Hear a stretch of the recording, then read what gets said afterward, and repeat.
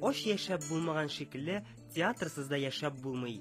Мөхәммәд Мәгъдиевнең бу сүзләре Кәрим Тинчурин театрының яшь артисты Резидә Сәләхова өчен аеруча якын.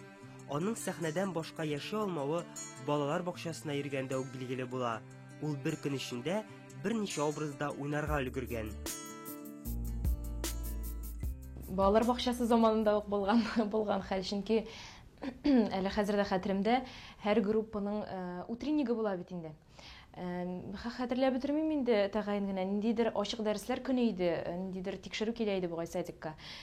Һәрбер группага мине өстериләр иде. Берсендә мин әтәч, икенчесендә мин тышкан, кече группада мин бүре, аннан олы группада мин бүтән берәр җанвар дигәндәй, һәрбер группага шулай итеп мине киемемне алыштырып кына өлгерә идем инде. Һәрберсенә мине өстериләр иде бөтен чыгышларга. Хәзер Резидәгә күп рольләрне ышанып тапшыралар. Ә менә театр училищесына укырга керүен ул бер очрашуга бәйли. Кечкенәдән театр артисты булырмын дигән хыял белән янып яшәмәдем. Мондый фикер бер 14 яшьләремдә генә килде.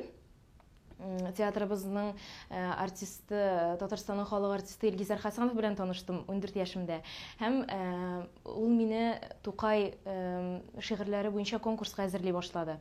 Һәм шул конкурста район буенча беренче урынны алгач, Илгизәр абый миңа әйтте: "Туктар, Резидә, синең бар бит ниндидер бер талантың, кирип карамыйсыңмы театр училищесына?" ди. Артист тормышы сәхнәдә генә түгел, пәрдә артында да бик кызыклы. Спектакль куелганчы бик күп репетицияләр уздырыла. Һәм шунда артист кулыннан текст төшеп китсә, иң кызыгы башлана. Роль, текст бар бит инде, текст. Текстны идәнгә төшерергә ярамый диләр. Әгәр дә идәнгә төшә икән, ролеңнән колак кагасың дигән ырым-шырым бар инде.